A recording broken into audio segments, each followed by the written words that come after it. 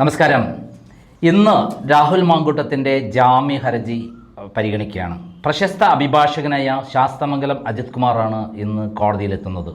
കഴിഞ്ഞ തവണ അദ്ദേഹത്തിന് വേണ്ടി രണ്ടാമത്തെ അതിജീവിതയുടെ പരാതി പ്രകാരം ബലാത്സംഗത്തിന് കേസെടുത്തപ്പോൾ തിരുവനന്തപുരം സെഷൻസ് കോടതിയിൽ അദ്ദേഹമാണ് വാദിച്ചത്. അദ്ദേഹത്തിൻ്റെ തീപ്പൊരി പോരാട്ടത്തിൽ കോടതിയിൽ പ്രോസിക്യൂഷൻ ഉത്തരമിട്ടിരുന്നു. അവസാനം കോടതി തന്നെ എഴുതേണ്ടി വന്നു. ഈ രണ്ടാമത്തെ അതിജീവിത പരാതിയുമായി മുന്നോട്ട് വന്നിട്ടില്ല, അവർക്ക് പരാതിയില്ല, കെട്ടിച്ചമച്ചതാണ്, ആർക്കോ വേണ്ടിയിട്ട് സമ്മർദ്ദത്തിന് വഴങ്ങിയിട്ടാണ് ഈ പരാതി ഉണ്ടാക്കിയത് എന്ന് കൃത്യമായി കോടതി വിധിയിൽ പറയേണ്ടി വന്നു. ഇപ്പോൾ സെഷൻസ് കോടതിയിലെല്ലാം തിരുവല്ല മജിസ്ട്രേറ്റ് കോടതിയിലാണ് കേസ് പരിഗണിക്കുന്നത്.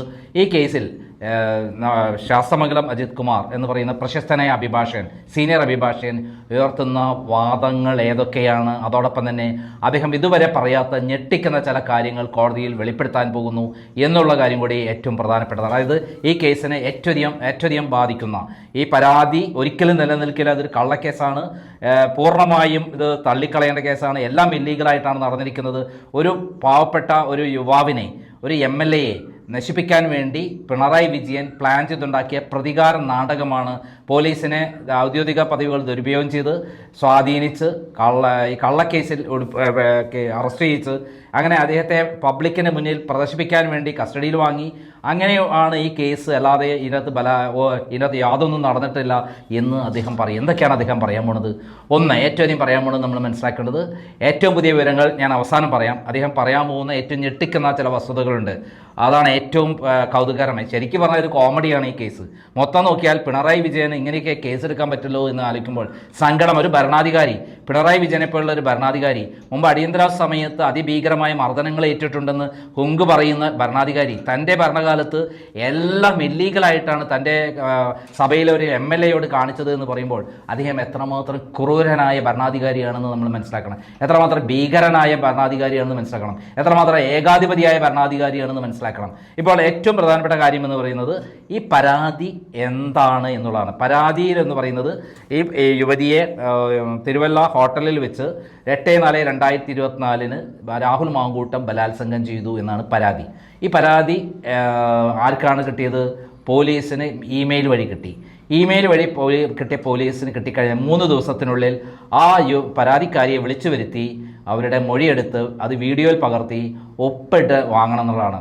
3 ദിവസത്തിനുള്ളിൽ. അങ്ങനെ ഒരു സാധനം നടന്നിട്ടില്ല. അത് നടന്നാൽ മാത്രമേ FIR വാല്യൂ ഉള്ളൂ, അല്ലെങ്കിൽ FIRന് യാതൊരു വാല്യൂ ഇല്ല. FIR അപ്പോൾ തന്നെ റദ്ദായി പോകും.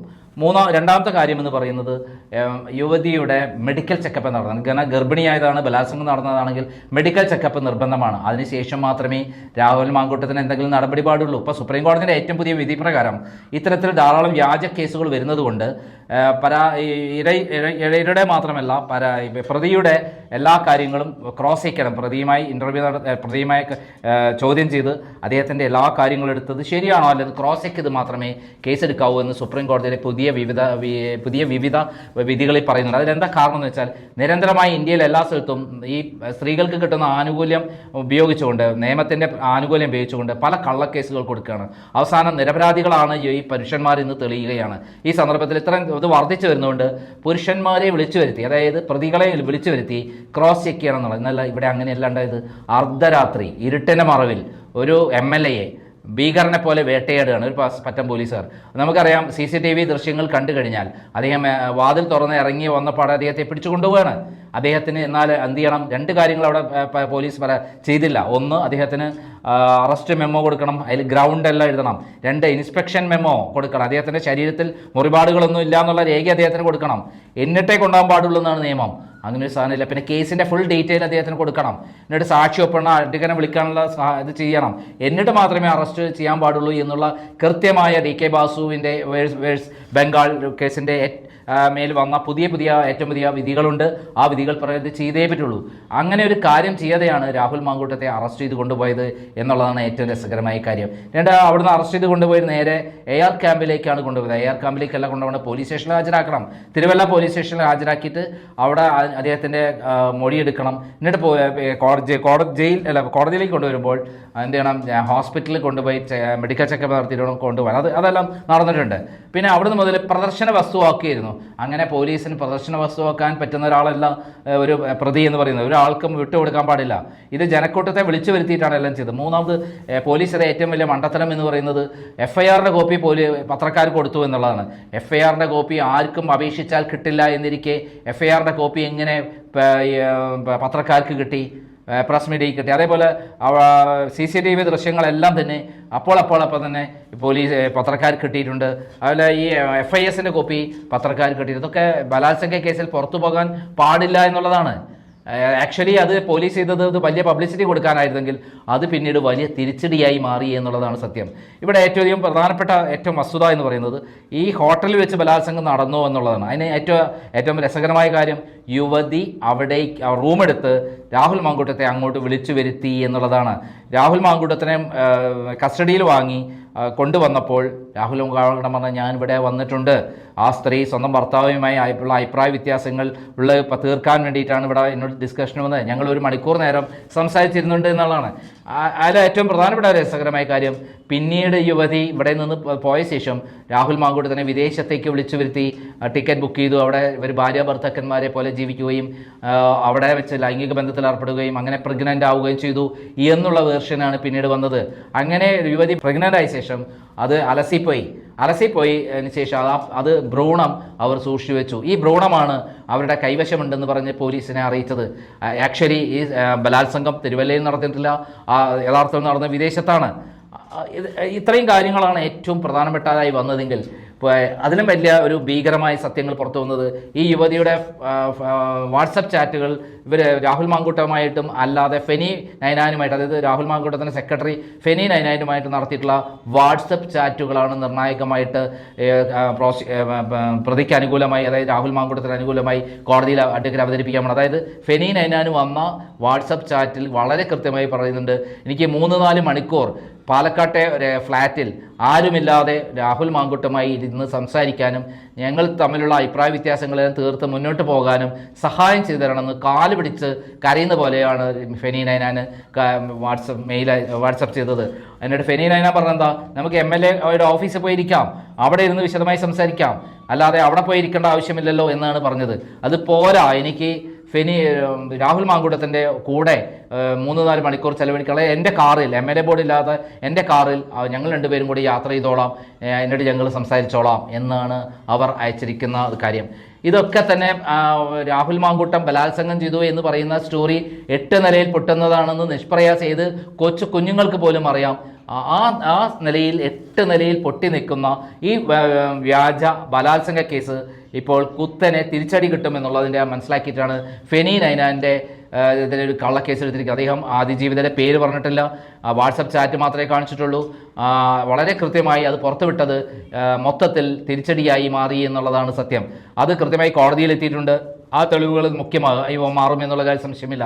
ഇനി ഏറ്റവും പ്രധാനപ്പെട്ട കാര്യം അഡ്വക്കേറ്റ് അവതരിപ്പിക്കാൻ പോണത് എന്താണെന്ന് അറിയാമോ? ഈ പറയുന്ന യുവതിയുടെ ഭർത്താവുമായിട്ട് യുവതി സസുഖം ഈ പരാതി വരുന്നവരെ ഒരുമിച്ച് ജീവിക്കുകയായിരുന്നു. എന്നാൽ രാഹുൽ മാങ്കൂട്ടത്തിൻ്റെ അറസ്റ്റ് നടന്നപ്പോഴാണ് ഭർത്താവ് ഈ കാര്യം പറയുന്നത്. ഭർത്താവ് ഒരു ക്രിസ്ത്യൻ ഫാമിലിയിലെ പ്രശസ്തമായൊരു ക്രിസ്ത്യൻ ഫാമിലിയിലെ ഒരു ഡോക്ടറായിരുന്നു.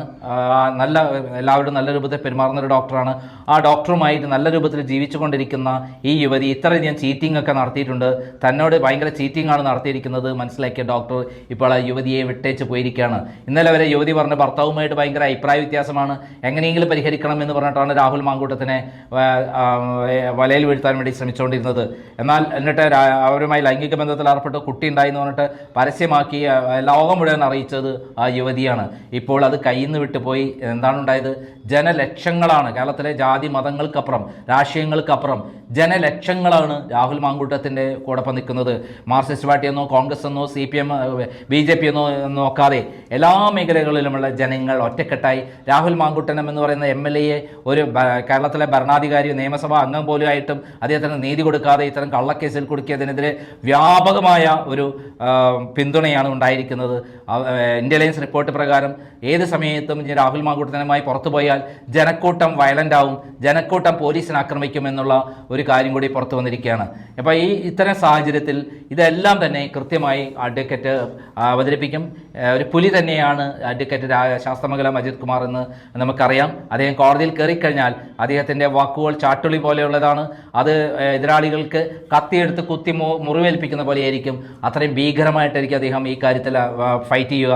കാരണം അദ്ദേഹത്തിൻ്റെ ഒരു ഫൈറ്റ് കൊണ്ടാണ് രണ്ടാമത്തെ കേസ് പൊളിഞ്ഞു പോയത്. ആ കേസിൽ കൃത്യമായി കോടതി രേഖപ്പെടുത്തിയത് എന്താണെന്ന് അറിയുമ്പോൾ, ആ രണ്ടാമത്തെ ബലാത്സംഗ കേസിൽ അതിൽ പറഞ്ഞിരിക്കുന്നത് ഇങ്ങനെ ഒരു ബലാത്സംഗമേ നടന്നിട്ടില്ല, മാത്രമല്ല ആ പെൺകുട്ടിയെ അതിജീവിതയെ ഭീഷണിപ്പെടുത്തി ആരോ സമ്മർദ്ദത്തിലാക്കി കള്ളപ്പരാതി കൊടുപ്പിച്ചതാണെന്ന് കൂടി കോടതി എഴുതിയിട്ടുണ്ട്. ആ പെൺകുട്ടിക്ക് ആ കേസുമായി മുന്നോട്ട് പോകാൻ താല്പര്യമില്ല എന്നതുപോലെ ഇപ്പോൾ ഈ കേസിൽ ഈ പെൺകുട്ടിക്ക് യാതൊരു തരത്തിലും ഈ കേസുമായി മുന്നോട്ട് പോകാൻ താല്പര്യമില്ല എന്ന് കൃത്യമായി വന്നിരിക്കുക. അവർ ഇനി കേരളത്തിലേക്കേ വരുന്നില്ല, ഇന്ത്യയിലേക്കേ വരുന്നില്ല. ഈ കേസുമായി ഞാൻ ഇല്ല എന്നുള്ള കാര്യം ഇന്ന് കൃത്യമായി കോടതിയിൽ ശാസ്തമംഗലം അജിത് കുമാർ അവതരിപ്പിക്കുമെന്നുള്ള വിവരങ്ങളാണ് പുറത്തു വരുന്നത്. എന്തായാലും എല്ലാവരും കാത്തിരിക്കുന്നത് തിരുവല്ല കോടതിയിലെ തീപ്പാറുന്ന നിയമ പോരാട്ടത്തിന് വാദ പോരാട്ടങ്ങൾക്ക് വേണ്ടിയിട്ടാണ്. എന്ത് ശാസ്തമംഗലം പറയുന്നു, എന്ത് പ്രോസിക്യൂഷൻ പറയുന്നു, എന്ത് കോടതി പറയുന്നു എന്ന് ഓരോ വരികളും കേരളത്തിലെ ചാനലുകൾ അപ്പോൾ തന്നെ സോഷ്യൽ മീഡിയയും അപ്പോൾ ഏറ്റെടുത്ത് പ്രസിദ്ധീകരിക്കും. അത് വ്യാപകമായി തിരിച്ചടിയായി മാറും പിണറായി ഗവൺമെൻറ്റിന്. ഇതൊരു വലിയ മൂവ്മെൻറ്റായി പിണറായി ഗവൺമെൻറ്റിനെ ആഞ്ഞടിക്കുമെന്നുള്ള കാര്യത്തിൽ സംശയമില്ല. വെളുക്കാൻ തയ്ച്ചത് പാണ്ടായും എന്ന പോലെയാണ് പിണറായി വിജയൻ്റെ അവസ്ഥ. നാണം കെട്ട് പുറത്തു പറയാൻ പറ്റാത്ത അവസ്ഥയിലായി എന്നുള്ളതാണ് സത്യം. നന്ദി, നമസ്കാരം.